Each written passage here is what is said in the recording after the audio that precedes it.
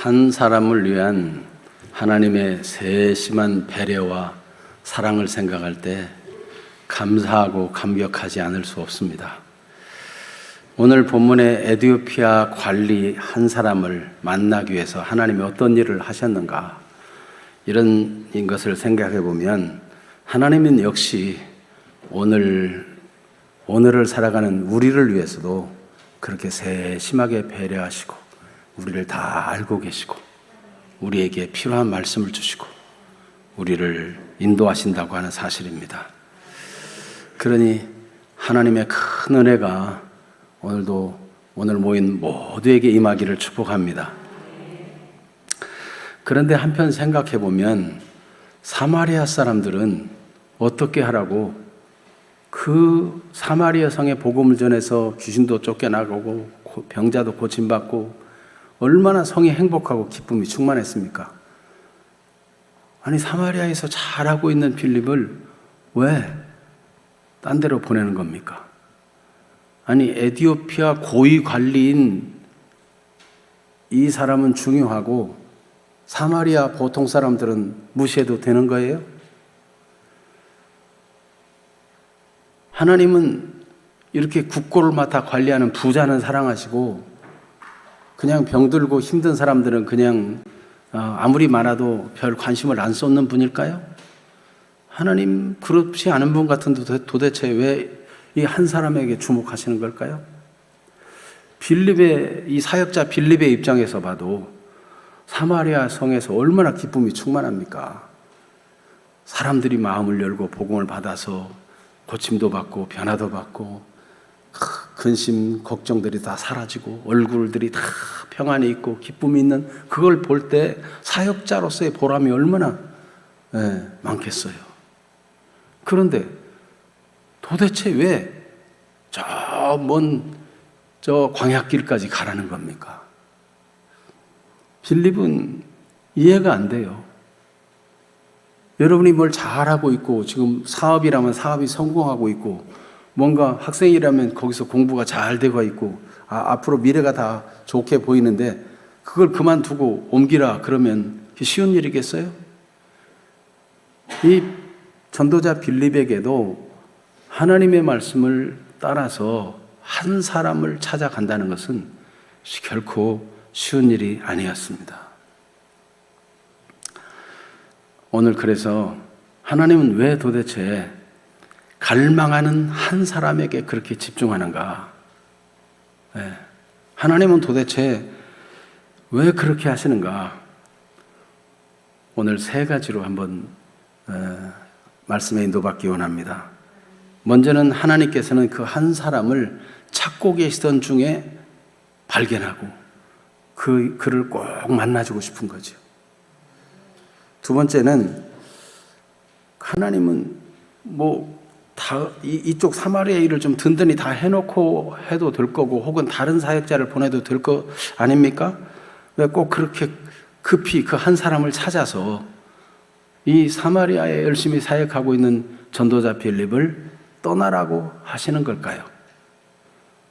세 번째로는 그 한 사람을 위해서 그렇게 만나기를 원했다면은 어떤 복음을 준비해 두셨을까? 오늘 그 한 사람은 누굴까? 오늘 하나님의 인도가 있게 되기를 축복합니다. 하나님은 에티오피아 내시를 찾으러 빌립을 보낸 것처럼 그 한 사람을 찾으시는 분이십니다. 성경의 역사에 보면 하나님은 그 한 사람을 대단히 주목해요.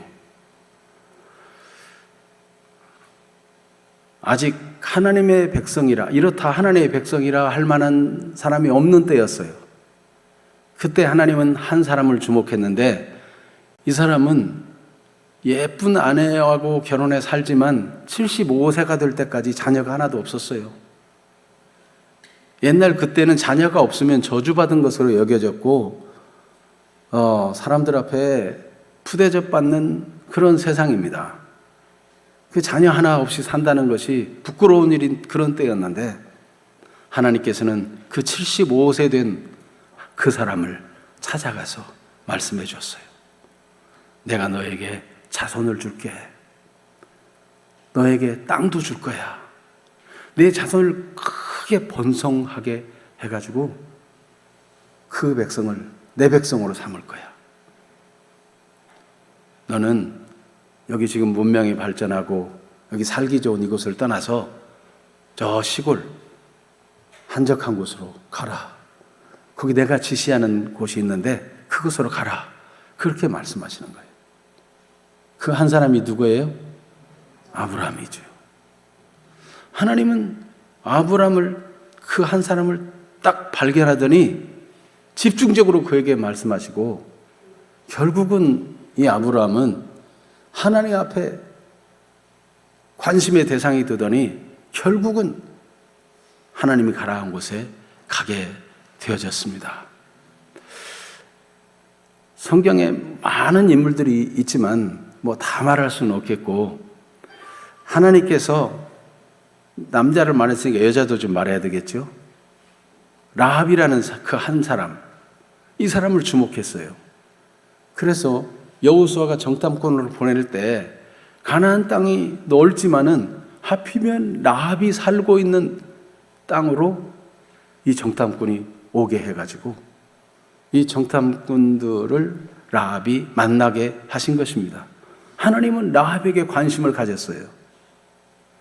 도대체 왜 그 여인은 그렇게 내놓으라 할 만한 사람이 아니에요. 성경은 라합의 삶을 말하고 있는데 기생 라합이라고 말하고 있어요. 하나님은 기생을 좋아하실까요? 좀 정상적인 사람보다 좀 그런 사람을 좋아하는 취미가 계셔서 그럴까요? 하나님은 도대체 왜 라합을 주목하시는 걸까요? 하나님께서 주목한 사람 라합은 성경에 보니까 정탐꾼들이 왔을 때 얼른 숨겨줬어요. 그리고 그 나라 임금이 보낸 사람들이 왔을 때 따돌렸어요. 이유가 있었죠. 라합이 나중에 하는 말을 보니까, 우리가 당신들이 이스라엘 백성들, 당신들이 애굽에서 강한 압박을 받던 애굽에서 나와 홍해바다를 건너고, 그리고 바산왕 옥, 시온 왕, 이런 왕들을, 그 강대한 나라들을 물리치고 이제 요단강을 건너고 하는 그런 과정을 나타내 보이는데, 그렇게 애굽에서 나와가지고 홍해바다를 건너 광야를 거쳐 이곳에 가까이 왔다는 소식만 듣고도 우리가 다 마음이 떨려가지고 우리 마음이 다 녹았고 사람들이 다 정신을 잃었다, 이렇게 얘기했어요. 그런데 여러분, 보통 사람들이 말할 때는 모든 사람을 일일이 조사하고 말하기보다는 자기 감정을 말할 때가 많아요. 자기 생각이죠. 그러니까 이 라합은 저 하나님의 백성들이 이렇게 왔다는 소식을 들을 때, 그들이 섬기는 하나님 여호와는 위로는 하늘에서 하나님이고 아래는 땅에서도 하나님이다. 세상에 그 같은 신을 당할 자가 없다. 이렇게 라합은 하나님에 대해서 생각하고 마음이 물처럼 녹아내렸다는 겁니다. 하나님은 그런 라합을 지목하시고 그 한 사람을 찾으러 보내신 것입니다. 그래서 여리고 성이 다 무너져 사람들이 죽을 때 라합과 그 가족은 살려주셨어요. 여러분, 오늘도 하나님이 찾으시는 그 한 사람이 있습니다. 하나님은 옛날에도 그랬고 지금도 그 한 사람을 주목하십니다. 오늘 말씀을 듣는 여러분이 바로 그 한 사람이 되었으면 좋겠습니다. 갈망하는 한 사람, 나아만, 그는 아람 나라를 구원한 장군이에요. 그런데 알고 보니까 그는 남이 알지 못하는 아픔이 있었는데 나병이 들은 거예요. 이스라엘과의 전쟁에서 포로를 잡아왔는데 그 중에 어린 소녀 하나를 자기 집에 심부름하는 아이로 데리고 있었어요. 그런데 이 아이가 하는 말이, 우리 주인이 이스라엘의 선지자 앞에 계셨더라면 좋았을 뻔했습니다. 그러면 나병이 나을 텐데. 어린 아이, 낯선 나라에서 잡혀온 어린 아이의 말이라도 이 나병이 걸린 이 나만 장군, 나라를 건진 왕도 극진히 대우하는 이 장군에게는 그 어린 아이의 하찮은 얘기 같은 그 이야기가 크게 들렸어요. 천둥 소리보다 크게 들렸어요. 왕에게 찾아가서 여차 내가 이스라엘에 가기를 원합니다. 왕이여, 편지를 써주세요. 그 왕이 사정을 듣고 좋다고. 그래서 왕이 절절히 편지를 썼습니다. 이 장군이 가거든 이 나병을 고쳐주시라. 그리고 보냈어요. 이스라엘 왕이 그 편지를 보더니 자기 막 옷을 찢었어요. 무슨 표현인가? 자기는 할 수 없는 일을 요구하니까 이거야말로 화로다 하는 탄식이에요. 저 아람 나라가 이전에도 우리나라를 쳐들어와 공격하고 어려움을 주더니 이제 또 전쟁하려고 틈을 엿보려고 지금 이런 편지를 썼다. 내가 하나님이 간데 어떻게 나병을 고치느냐. 이 소식이 선지자 엘리사에게까지 들렸습니다. 엘리사는 눈치를 챘어요. 아, 하나님이 그 사람, 찾으시는 그 사람이 나만이구나. 그래서 내게 보내라. 그렇게 말했고, 그 갈급한 영혼, 하나님을 모르던 나병 환자로 몸이 썩어가던 그 사람을 하나님이 고쳐주시고 그를 새롭게 만드신 것입니다.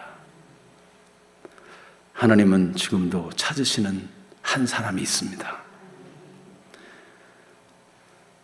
예수님이 이 땅에 계실 때 누가복음 19장에 보면 부자였어요.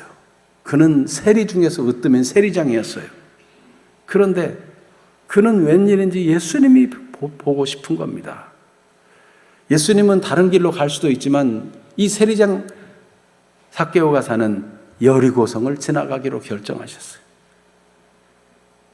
이 삭개오는 예수님을 향한 갈망을 가지고 예수님을 보려고 하는데 키가 작아요.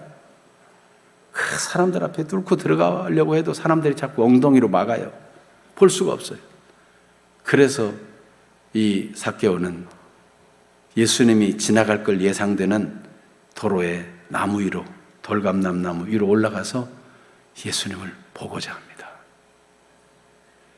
그는 왜 그렇게 예수님을 보고자 했을까요? 하나님은 그 갈망하는 삭개오를 만나주기를 원하셔서 하나님의 아들 예수님은 그 삭개오가 올라가 있는 나무 밑에 멈춰 섰고 삭개오를 만나 주셨습니다. 하나님이 만나신 것입니다. 여러분, 하나님은 지금도 이와 같이 사람들이 세리라고 죄인이라고 무시하는, 겉보기에는 부자고 권세가 있는 것 같아도 실상은 조롱당하는 삭개오, 그를 지목하시고 찾으셨습니다. 여러분, 아무리 지체가 없고 돈이 있어도 사람은 공허할 수 있어요. 혹은 사람들의 멸시를 받고 힘든 삶을 살고 따돌림 속에서 외롭게 사는 이가 있습니까? 하나님이 찾으시는 사람이 아닐까? 자, 그러면 하나님께서 그렇게 한 사람을 찾아가라고 하는 이유가 다 있는데 그 사람들마다 정말 중요한 공통점이 있고, 아, 하나님 이런 사람을 찾는구나 하는 것을 발견할 수 있을 것입니다. 그 사람의 영혼 깊숙이에는 갈망함이 있습니다. 하나님을 향한 갈망. 그래서 오늘 사도행전 8장 27에서 28절은 읽지 않았는데 거기 보면은 에티오피아 여왕 간다게의 모든 국고를 맡은 관리 네시가 예배하러 예루살렘에 왔습니다. 그는 외국 사람인데 예배하러 왔어요. 아마도 그래서 이 사람은 에티오피아 사람이지만 유대인으로서 흩어진 디아스포라가 아닐까 이렇게 생각하기도 합니다. 어쨌든 흩어진 나그네인 디아스포라이든지 아니면 그냥 순수한 혈통의 에티오피아 사람이든지 간에 그는 예배하고자 하는 갈망이 있어 예루살렘에 와 예배를 드리고 가는데 만족이 없어요. 만족이 없어요. 여러분, 예배를 드리고 은혜 받지도 못하고 하나님의 응답을 얻지도 못하고 하나님 만난 경험도 없이 가면서도 아무렇지 않게 가는 사람이 있는가 하면 그렇게 가가지고는 견딜 수 없어서 갈망 때문에 이렇게 내가 예배하고 가서는 안 된다는 그런 갈망이 있는 사람이 있는데 에디오피아 내시가 바로 그 사람이에요. 아니, 그는 부자 아닙니까? 그 많은 재산을 관리하는 권세 있는 자고 부자 아니겠습니까? 그런데 그는 예배에 대한 갈망이 있는 사람이었어요.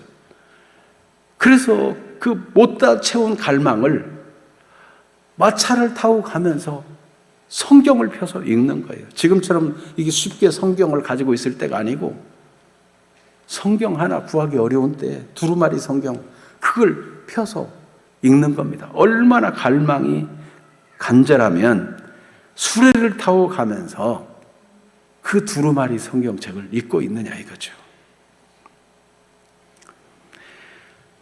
그리고 하나님이 보낸 빌립이 가까이 왔을 때 하나님이 가까이 가라고 해서 가까이 갔을 때 이 사람의 갈망이 얼마나 간절한가 하면 자기가 읽는 성경을 모르겠으니까 이거 도대체 무슨 뜻이냐, 이사야 선지자의 이 말이 이사야 자신을 가리키는 건지 아니면 다른 사람을 가리켜 말한 것인지 모르겠다 하고 질문을 하는 거예요. 갈망하니까. 여러분, 하나님을 갈망하는 사람의 특징은 예배에 대한 갈망이 있는 사람이고 우리 삶의 모든 문제에 대해서 의미를 부여하면서 그 의미를 알고 싶어하는 사람이고 나를 향한 하나님의 뜻을 알고 싶어하는 사람, 그 사람이 갈망이 있는 사람이에요. 하나님은 이런 사람을 찾으신다는 겁니다. 그래서 예수님은 심령이 가난한 자 복이 있나니. 여러분, 마음이 충분히 나는 이만하면 됐다. 돈으로 혹은 명예로 혹은 지식으로 마음까지 부여해진 사람들이 있어요. 그러나 아무리 돈을 많이 가져도 만족이 없고 아무리 지식을 정보를 많이 취득했어도 만족이 없고 수많은 자격증이 있어도 만족이 없는 것은 자기 영혼의 갈망에 대해서 솔직한 사람이에요. 사람은 본래 하나님의 형상대로 지음받았기 때문에 하나님으로 채워지기 전까지는 사람은 진짜 만족이 없는 거예요. 사실은 모든 사람이 다 그래야 돼요. 그런데 이 고귀한 하나님의 형상을 가진 참 만족으로 채워지기 전까지는 만족할 수 없는 인생인데 허망한 것으로 스스로 만족하고 사는 사람이 얼마나 많습니까?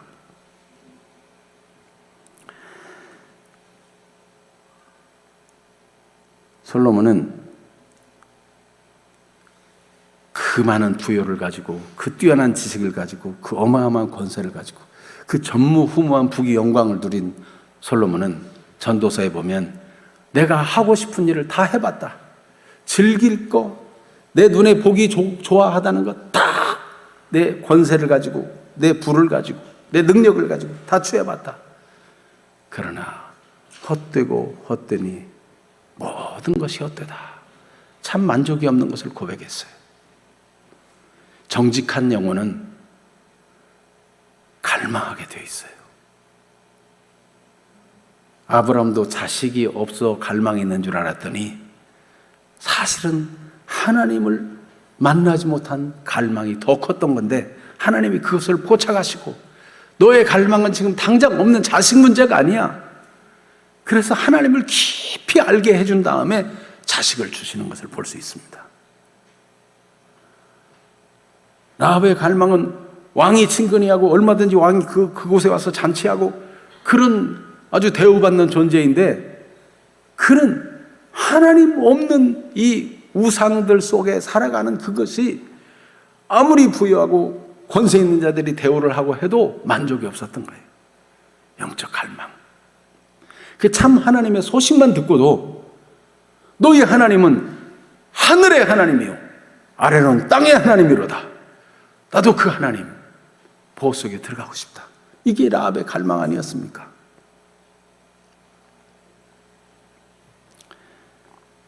여러분, 하나님이 찾아가라 하신 그 한 영혼, 그 사람은 어떤 사람입니까?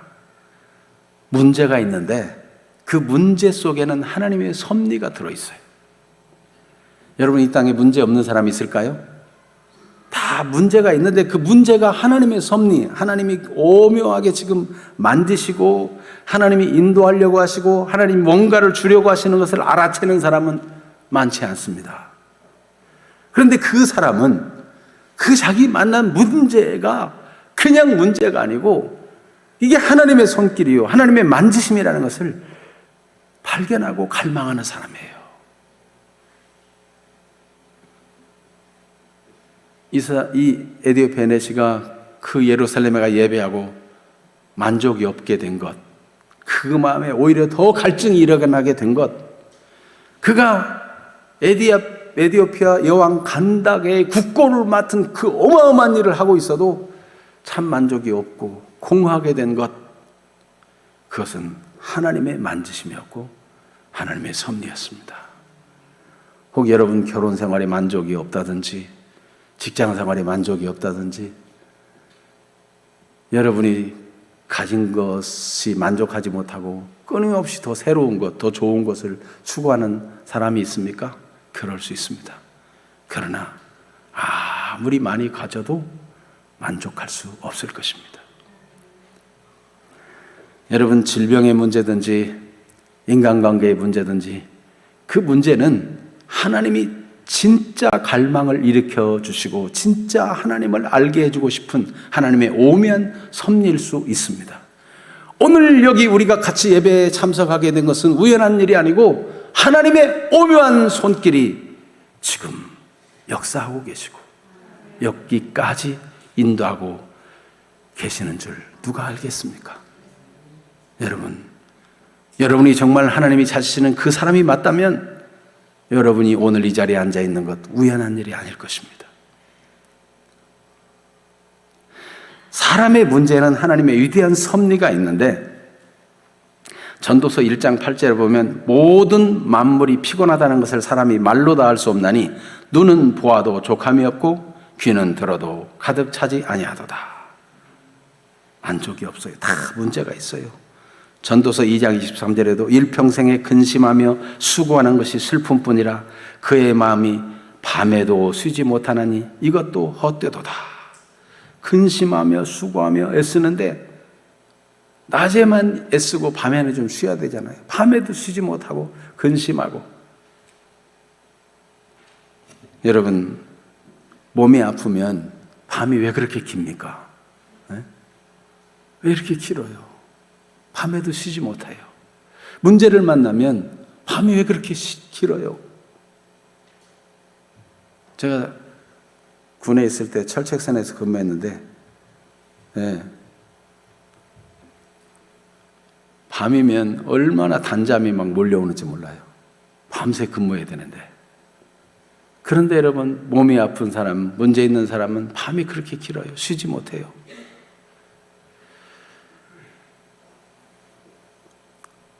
라합도 그 하나님 소문만 들어도 막 마음이 물처럼 녹아내리고 쉴 수가 없었어요. 나만 장군도 다른 사람은 다 나라를 구하는 장군이라고 다 알아주고 높여주고 그 앞에서 그냥 벌벌 기지만 나만은 속으로 몸이 썩어져가는 나병 환자. 누가 그를 알겠습니까?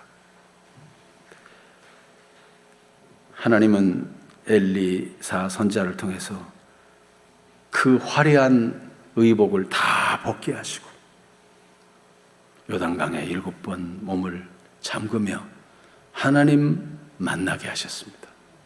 여러분, 오늘 문제를 가지고 싸매고 다니지 말고 하나님 앞에 내어놓고 해결받는 시간이 되기를 바랍니다.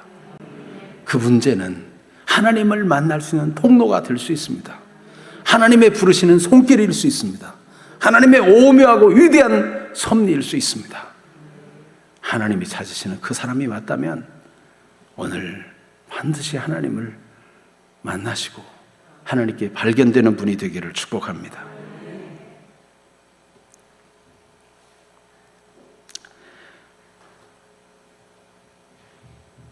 각 사람에게는 때가 있기 때문입니다.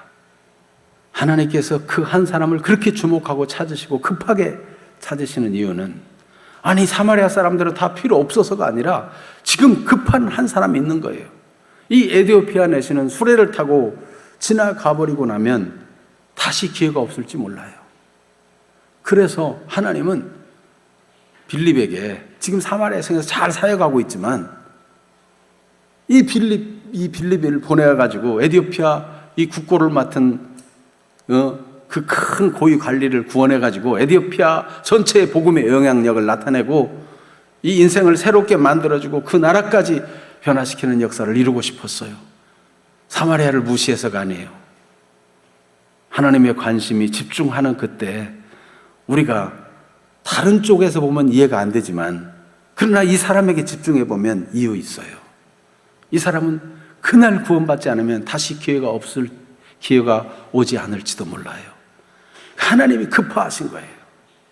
며칠 전에 미리 말씀하신 거예요. 며칠 전이라고 말하는 것은 예루살렘에서 서남쪽 70km 지점이 가사라는 도시가 있는 곳이에요.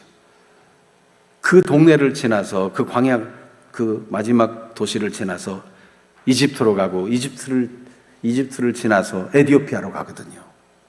그런데 그 수레가 지나고 말면 다시금 이 사람을 만날 수 있을지 몰라요. 여러분, 구원의 기회는 항상 있는 것이 아닙니다. 때가 급하기 때문에 하나님의 빌립을 파송하신 것입니다. 그리고 사도행전에 보면 주로 하나님께서 순회 전도자들을 통해서 한 곳을 전도하고 핍박이 일어나서 급히 막 도망가다시피 옮기게 했어요.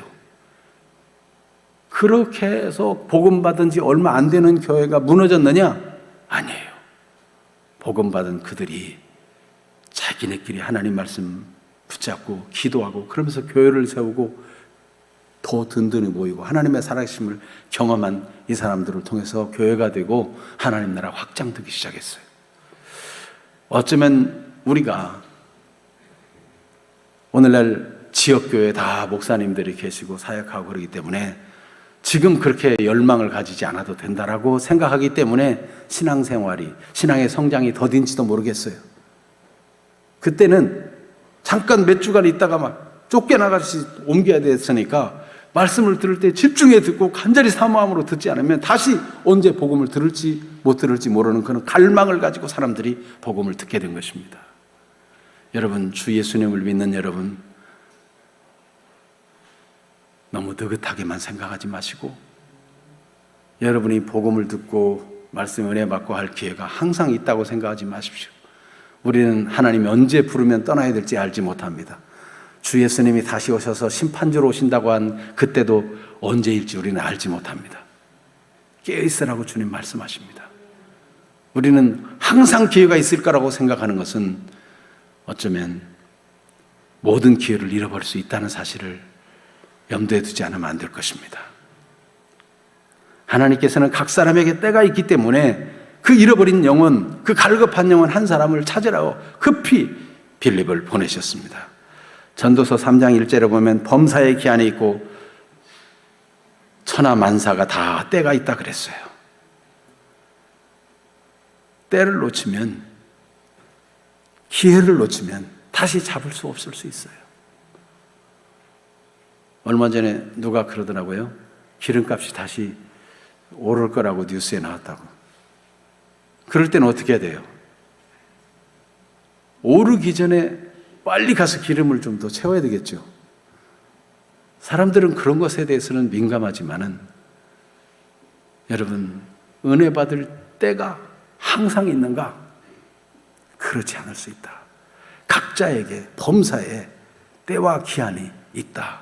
각자에게 기회가 항상 있는 것이 아니고 천하 만사에 혹은 각자에게 다 기한이 있고 때가 있다. 성경은 말씀하고 있습니다. 그래서 전도서 3장 11절에도 하나님이 모든 것을 지으시되 때를 따라 아름답게 하셨고 또 사람들에게는 영원을 사모하는 마음을 주셨느니라. 그러나 하나님이 하시는 일의 시종을 사람으로 측량할 수 없게 하셨도다 그랬어요. 사람이 시종을 다 측량할 수 없어요. 그러니 지금이 기회인 것입니다. 고린도서 6장 1절 2절 말씀 같이 읽어볼까요? 우리가 하나님과 함께 일하는 자로서 너희를 권하노니 하나님의 은혜를 헛되이 받지 말라. 이르시되 내가 은혜 베풀 때에 너에게 듣고 구원의 날에 너를 도왔다 하셨으니 보라 지금은 은혜 받을 만한 때요 보라 지금은 구원의 날이로다. 아멘. 지금이 아니면 영영 기회가 없을지도 모르는 일입니다.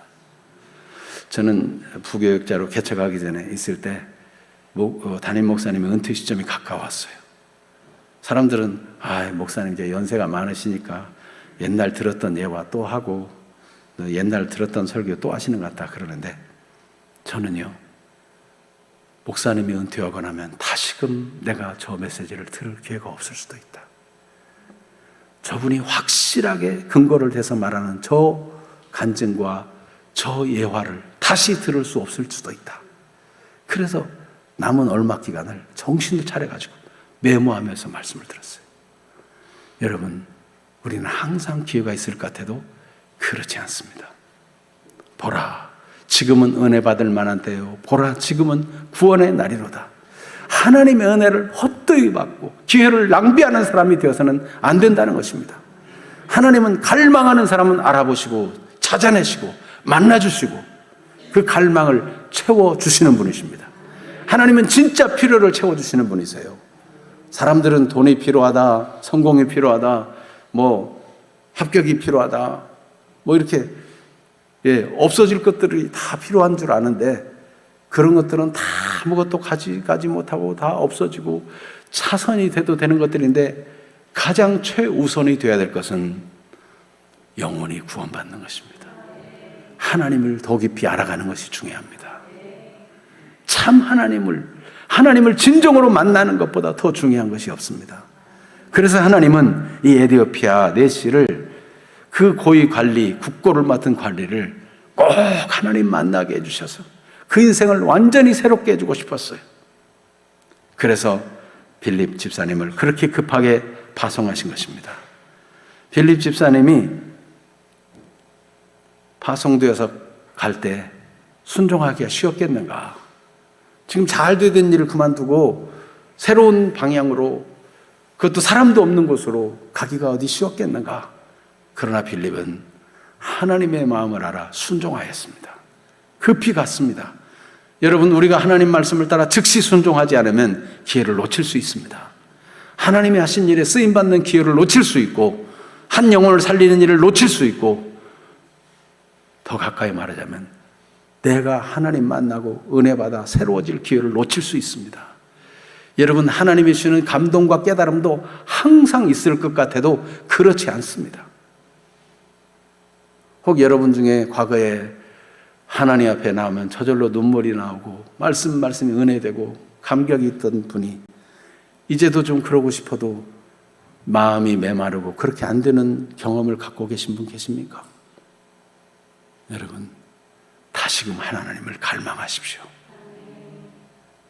이 갈망하라는 요청을 듣고 갈망을 가지면 하나님이 다시금 성령의 불길을 주시고 그 갈망을 채워주시고 하나님을 만나게 해주시고 새롭게 눈이 열리게 해주실 수도 있습니다.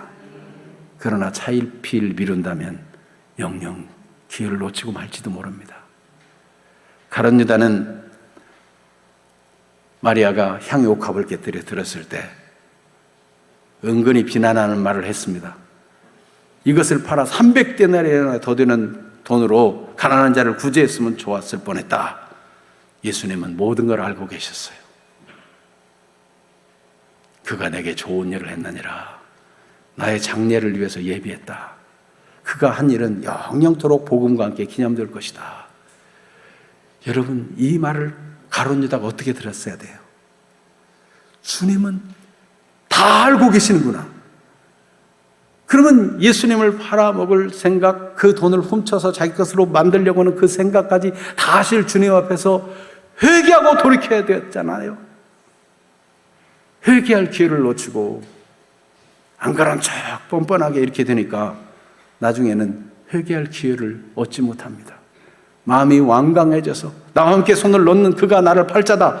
그래도 본인이 분명 가장 잘 알 텐데도 다른 제자들이 다 근심하여 혹시 제가 주님을 판단 말입니까? 이럴 때 가룟 유다도 접니까? 그리고 능청스럽게 너스레를 떱니다. 얼마나 마음이 강팍해졌는지 돌이킬 수 없게 되었어요. 여러분, 하나님을 오늘 만나시고 오늘 하나님을 경험하시고 오늘 하나님을 갈망하다가 하나님의 은혜를 경험하는 시작이 되기를 축복합니다. 하나님은 갈망하는 그 한 사람을 찾기를 원하시는 것입니다. 그래서 우리는 한 사람을 찾기 위해 신속하게 순종하고 민감하게 순종하고 이런 일이 필요하고, 더 나아가 우리 자신도 하나님 앞에서 즉시로 말씀에 순종하고 깨닫는 대로 행하고 마음을 강팍하게 어둡게 하지 말고 양심을 민감하게 하고 선한 양심을 가지고 깨끗하고 거룩한 삶을 추구하기를 갈망하는 사람들이 되기를 바랍니다. 저도 지난 한 주간 하나님이 뭔가 저에게 싹인을 주셨어요. 그것을 알게 해주셨어요. 하나님, 순종하겠습니다. 제가 개척한 목사로서 개척하면서 정말 맨 땅에 헤딩하기처럼 얼마나 힘들었습니까? 그러니까 저에게 소중한 것은 모든 일이 다 전략하는 거예요. 마트에 가서 과일 하나를 봐도 그냥 나중에 먹지 하고 미루고 지나가고 눈 감고 지나가고, 아예 전략이 몸에 배인 거예요. 그런데 하나님께서 전략보다 더 중요하다, 하나님이 가르쳐 주시기 위해서 하나의 사건을 주시고 깨달음을 주셨어요. 순종하기로 했어요. 여러분, 하나님 앞에서 하나님의 오묘한 섭리로 모든 것을 알고 계시고 우연한 말이 아니고 우연한 만남이 아니고 하나님이 지금 섭리하고 계신 손길을 알고 민감하게 성령에 반응하고 순종하는 사람들이 되기를 축복합니다. 하나님께서 그 한 사람을 위해 복음을 준비해 놨는데 그 한 사람을 위해서 하나님이 사람을 보냈다는 것을 알게 해주셨어요. 이 빌립 집사님이 알지 못해서 묻는 이 에디오피아 내시에게 이것을 알게 해주었어요. 에디오피아 내시는 그렇게 갈망하고 있었지만, 그는 고위 관리였지만 알지 못했어요. 그런데 하나님이 그 사람을 위해 한 사람을 보냈다는 사실을 알게 되었어요. 당시에 유대인들이 예수를 십자가에 못 박고도 하나님이 보낸 그 사람이라는 것을 알지 못하고 그들의 갈망을 다 헛되이 허비하고 오히려 예수님을 대적하는 자가 되었는데, 이 에디오피아 사람은 그 한 사람을 알게 되었어요. 이 그 한 사람, 에디오피아 사람, 그 사람을 위해서 보낸, 하나님이 보낸 한 사람, 그가 누굽니까? 예수 그리스도입니다. 그래서 에디오피아 내시는 이사야 53장을 읽었는데, 그 하나님이 보낸 그 한 사람이 도살자에게로 끌려가는 양과 같이 되었고, 털 깎는 자 앞에 있는 어린 양이 조용하고 입을 열지 않는 것처럼 그렇게 있었다. 그는 굴욕을 당할 때도 공정한 재판을 받지 못했는데 사람들을 다 생각하기를 저 사람은 죄가 있어 매를 맞는다, 저 사람 벌 받을 짓을 해서 저렇게 심판을 받는 거야, 이렇게 생각했지, 심판받을 내 백성의 죄를 위해서 희생한다고 알지 못했던 거예요. 그런 일이 있으리라고 하나님은 이사야 53장에 기록해 두신 것입니다. 예수 그리스도, 그는 공정한 재판을 받지 못하고 사람들의 비난과 조롱 속에서 마치 그 죄가 있어서 죽는 것처럼 그렇게 십자가 형틀에 매어 달리셨는데 사실은 하나님이 그를 보내신 것이었습니다. 그래서 이사야 53장에는 하나님이 보낸 사람에 대한 이야기를 자세히 기록하고 있는데, 그 사람은 출생부터가 어떤가 하는 것을 기록하고 있습니다. 이사야 53장 2절에 그는 고운 모양도 없고 풍채도 없고 사람들 우리가 보기에 흠모할 만한 아름다운 것도 없도다 그랬어요. 하나님의 아들이시면서도 멋진 모습으로 오신 것이 아니라 초라한 행색을 가지고 풍채도 없고 고운 모양도 없이 예수님은 하나님의 뜻을 이루기 위해 이 땅에 오셨습니다. 그 한 사람 예수 그리스도는 성경에 기록된 대로 멸시를 받아서 사람들에게 버림을 받았고 간고를 많이 겪었고 사람들의 질고를 알고 도와주시는 우리의 모든 문제에 공감해 주시는 분이고 우리를 영원한 절망에서 구원하기 위해서 자기 목숨을 대신 내어주신 분이십니다. 그는 실로 우리의 질고를 지고 우리의 슬픔을 당하였거늘 우리는 생각하기를 그는 징벌을 받아 하나님께 맞으며 고난을 당한다 하였노라. 사람들이 그렇게 반응할 걸 성경은 미리 알고 기록해놨어요. 그런데 그가 찔림은 우리의 허물 때문이요 그가 상함은 우리의 죄악 때문이라. 그가 징계를 받음으로 우리가 평화를 누리고 그가 채찍에 맞음으로 우리는 나음을 받았도다. 예수님이 채찍 맞고 징계를 받고 희생하신 그 상하심이 우리 죄를 대속하기 위한 죽음이었다 하는 것을 성경이 미리 기록해놨어요. 그분은 처녀의 몸에서 태어난다. 이사야 7장 14절에 미리 예언하기를 내가 한 징조로 보이겠는데 보라 처녀가 잉태하여 아들을 낳을 것이요 그 이름을 임마누엘이 하리라 하고 예수님의 탄생에 대해서 하나님이 보낸 그 한 사람에 대해서 기록해 두었어요. 그는 미가서 5장 2절을 보면 다윗의 동네 베들레헴에서 난다. 출생지까지 다 기록해 놨어요. 최소한 500년 전에 예수님 탄생 500년 전의 일이고 700년 전의 일이고 하나님만이 모든 역사를 주장하시고 오묘한 섭리로 다스리고 계시는데 그 하나님이 우리를 구원하게 한 한 사람 예수 그리스도를 보낼 때 미리 이렇게 다 어떤 일을 할 것인지 어디서 태어날 것인지 어떤 모습으로 살아갈 것인지 다 기록해 놨어요. 스가랴 9장 9절에는 겸손하여 나귀를 탈 것도 그렇게 예루살렘에 입성할 것도 기록해 놨고 요한복음 1장 29절에 바로 그가 하나님의 어린 양 유월절 어린 양으로 유월절에 돌아가셔야 될 분인 것을 마지막 선지자 요한에게도 알게 하시고 그것을 전파하게 하셨어요. 그 한 사람 예수 그리스도 그는 도살자에게 끌려가는 양처럼 털 깎는 자 앞에 있는 어린 양의 조용함 같이 그렇게 끌려가 힘없이 죽는 것 같이 보였지만 실상은 우리의 죄 때문에 찔리고 상하시고 우리를 위한 대속의 죽음을 죽으신 것입니다. 이 사실을 에디오피아 내시가 몰라서 질문을 했을 때 그가 곧 이사야가 아니고 다른 사람이 아니고 예수 하나님이 보내신 그리스도 이걸 증거하기 시작함으로 성경의 다른 부분까지 인용해 가면서 예수가 그리스도고 그를 믿으면 구원받는다. 하나님이 당신을 찾으시고 만나기를 원한다. 이거를 알려주셨어요. 어떤 유대인 목사님이 그가 유대인이라서 어려서부터 집안에서 교육을 받았는데 그 아버지는 아주 당대 유명한 랍비였다고 합니다. 그 랍비인 아버지로부터 성경을 여기저기 다 이제 구약 성경들을 배우고 다 그랬는데 어느 날 이제 유대인들이 이렇게 토론식으로 하거든요. 그래서 아버지에게 이사야 53장에 대해서 물어본 거예요. 그랬더니 갑자기 그 인자한 아버지가 손을 들어 아들의 뺨을 쳤어요. 다시는 이사야 53장을 보지 말아라. 화를 내더라는 거예요. 아들은 너무 충격을 받았어요. 모든 성경을 묻고 아버지가 대답해주고 그래서 하나님을 알아가는 거로 즐거워했는데 이사야 53장을 금서로 해놓으니 무슨 뜻인가? 이 아들은 궁금해서 이사야 53장을 계속 더 봤어요. 그랬더니 이사야 53장에 기록된 그분이 곧 예수 그리스도 하나님이 약속한 메시아 알게 된 거예요. 여러분 하나님께서 갈급한 한 사람을 찾아 하나님의 독생자 하나님의 아들 그 유일한 아들 예수님을 이 땅에 보내신 사실입니다.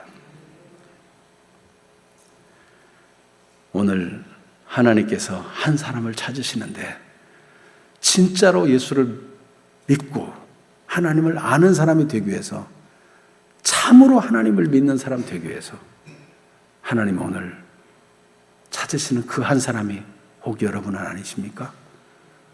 오늘 요한복음 8장 31절 이하에 보니까 예수님께서 믿는 유대인들에게 말씀하시기를 너희가 내 말에 거하면 참 내 제자가 된다라고 말씀했어요. 그때 유대인들은 우리가 지금까지 하나님을 섬기고 있는데, 예수님은 말씀했어요. 진리를 알지니 진리가 너희를 자유케 하리라. 아니 우리가 종이 된 적이 없거늘 우리를 자유케 한다는 말이 무슨 말이냐? 예수님은 정확히 알고 계셨는데 그들이 하나님을 믿는다고 하는데 그들은 하나님을 진정으로 믿는 것이 아니었어요. 예수님은 그들 중에 한 사람이라도 찾아서 참 믿음을 주고 싶어하고, 그들이 물질의 정욕에 여러 가지 습관과 관습에 매여서 종로로 타고 있는 그들을 놓아주고 싶어서, 예수님이 그들을 자유케 해주고 싶어서 너희가 내 말에 가면 참 내 제자가 된다. 진리를 알지니 진리가 너희를 자유롭게 하리라. 이런 말씀을 주신 것은 하나님이 그들에게 복을 주시고 구원해 주시고 그들을 살려주시고 그들이 하나님 만나는 사람 되게 해주고 싶었던 거예요. 여러분, 예수님 우리 교회 와서 말씀을 전하신다면 어떻게 말씀하실까? 여러분 정말 예수님을 믿으신 분이십니까? 오늘 하나님이 여러분을 정말 만나주시고 싶고 여러분을 찾아주고 싶은 바로 그 한 사람이 아닙니까? 진정으로 주님을 만나는 분 되기를 바라는데, 하나님이 보내신 그 한 분 예수 그리스도가 내 죄를 위해 죽어주셨다. 빌립에게 이 소식을 든 이 에디오피아 고위 관리, 국고를 맡은 이 관리는요 너무 기뻐서, 아니 내가 세례받는 게 뭐 거릴 게 뭐 있겠습니까? 즉시로 예수 믿기로 결단하고요, 즉시로 죄사함 받는 세례, 죄와 함께 죽는 세례, 그 및 그리스도와 연합하여 죽고 그리스도와 함께 다시 사는 의미의 이 세례를 받기를 원했어요. 여러분, 믿음은 즉시로 결단할 때 참 믿음으로 세워져 가는 것입니다. 하나님의 약속은 반드시 이루어지기 때문에 이 예수 그리스도를 믿는 자는 구원받는다는 소식을 듣고 이 내시가, 이 에디오피아 관리가 예수님을 믿고 받아들일 때 얼마나 놀라운 일이 일어납니까? 하나님께서 그 빌립을 성령으로 이끌어 가시는데도 내시는 기쁨이 충만하여 자기 갈 길을 갑니다. 자기 옆에 지금까지 그렇게 자기를 가르쳐주고 이 감격을 얻게 한 빌립이 떠난 것도 별로 의식하지 않고 기쁨이 충만해서 가고 있어요. 얼마나 크게 기쁘면 그렇게 되겠어요? 네? 여러분, 하나님의 말씀은 반드시 이루어집니다. 하나님의 말씀 믿는 자에게 기쁨이 있고 진정한 행복이 있습니다. 로마서 3장 23절을 보면 모든 사람이 죄를 범하였으며 하나님의 영광에 이르지 못했다고 말씀하지만 예수 그리스도를 믿음으로 말미암아 모든 믿는 자에게 주시는 의, 이 의는 차별이 없다고 22절에 말씀하고, 24절에는 그리스도 예수 안에 있는 속량으로 말미암아 하나님의 은혜로 값없이 의롭다함을 얻는 자가 된다라고 약속하고 계십니다. 오늘 진정으로 예수님을 구주로 믿으시기를 바라고, 믿음에 성장하는 한 걸음이 되기를 바라고, 더 친근하게 주님을 경험하는 사람, 정말 주님을 향한 갈망을 가지고 신앙생활에서 하나님이 찾으시는 사람, 하나님이 쓰시는 사람 되기를 축복합니다. 기도하겠습니다. 복음은 만민을 위한 복음도 되지만 사실은 갈망하는 한 사람을 위한 복음입니다. 물방울이 모여 큰 시내를 이루듯이 갈망하는 한 사람 한 사람을 찾아내어 하나님은 하나님의 나라가 이루어지게 하고 하나님의 뜻이 이루어지게 합니다. 오늘 진정으로 하나님을 만나기를 바랍니다. 하나님께서 수고하고 무거운 짐진 자들아 다 내게로 오라, 내가 너희를 쉬게 하리라, 예수님의 입을 통해 말씀했습니다. 예수님이 이 땅에 오신 것은 섬김을 받으려 함이 아니라 도리어 섬기려 하고 자기 목숨을 많은 사람의 대속물로 주려 함이라고 말씀했습니다. 진정으로 주님이 여러분의 갈망을 알고 만나주시길 원하고, 그 문제도 하나님이 근본적으로 해결해 주기를 원합니다. 예수님 말씀하시기를 내가 곧 길이요 진리요 생명이니 나로 말미암지 않고는 아버지께로 올 자가 없느니라고 말씀했습니다. 모든 문제의 길이 예수 그리스도입니다. 그리스도 안에는 모든 지혜와 지식의 보화가 감춰 있고, 그리스도 안에는 모든 문제의 해답이 감춰 있습니다. 갈망하는 영혼이 되어서 주님을 진정으로 만나고, 온 세상은 캄캄하여 참빛이 없지만은 참빛 되신 예수님을 만나고 빛나는 인생, 에디오피아 씨가 그렇게 기쁘게 그 길을 간 것처럼 그런 인생이 되기를 축복합니다. 이 시간 주님을 진정으로 믿습니다. 내 문제 속에 찾아오시고 내 갈망 속에 오시고 나를 받아 주옵소서. 짧지만은 한 2분 정도 기도하겠습니다. 각자 자기의 목소리를 내서 기도하겠습니다. 하나님 우리 아버지, 주의 은혜를 감사합니다.